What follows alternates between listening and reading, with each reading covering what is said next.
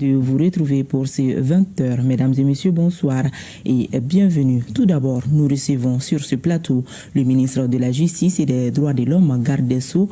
Bonsoir, monsieur le ministre. Oui, bonsoir. Avec vous, un communiqué du président en exercice de la Confédération des États du Sahel. Merci beaucoup. J'ai l'honneur de donner lecture d'un communiqué de presse des ministres chargés de la Justice et des Droits de l'Homme de la Confédération des États du Sahel, AES.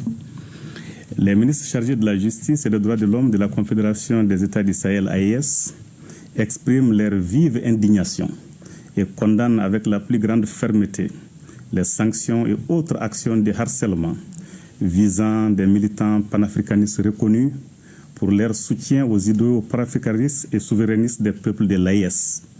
Parmi celles-ci figurent notamment les sanctions décidées par l'Union européenne le 26 juin 2025 à l'encontre de Mme Nathalie Yamb, incluant l'interdiction d'entrée et de transit dans l'Union européenne, le gel des avoirs ainsi que l'interdiction de survol des espaces aériens européens.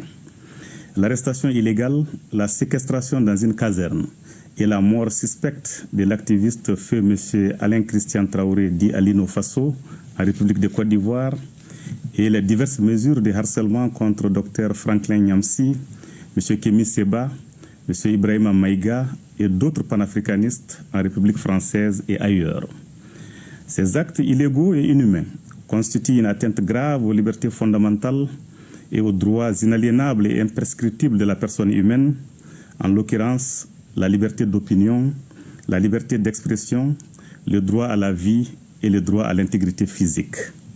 Ils violent de surcroît les principes même de la Déclaration universelle des droits de l'homme, de la Charte africaine des droits de l'homme et des peuples et de la Charte des droits fondamentaux de l'Union européenne.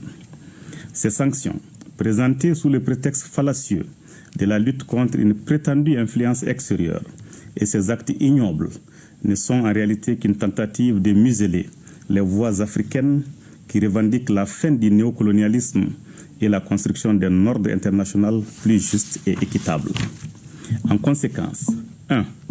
Tout en présentant leurs condoléances émues à la famille et aux proches des feux M. Alain Christian Traoré dit Alino Faso, ainsi qu'à tous ceux qui partagent son combat, les ministres de la Justice et des Droits de l'Homme de la Confédération des États du Sahel exigent des autorités ivoiriennes une enquête transparente et diligente pour faire toute la lumière sur les circonstances très troubles de sa mort tragique, afin que les auteurs, co-auteurs et complices de sa disparition répondent de leurs actes. 2.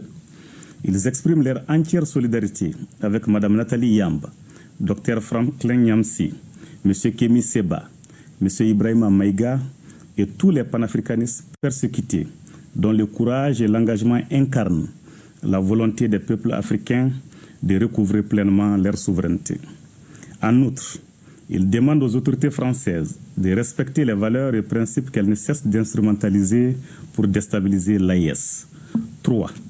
Les ministres chargés de la Justice et des Droits de l'Homme de la Confédération AES condamnent les décisions arbitraires de l'Union européenne et les actes ignobles ayant coûté la vie à feu M. Alain Christian Traoré dit Alino Faso, décisions et actes contraires aux principes du droit international et aux valeurs universelles qu'il proclame.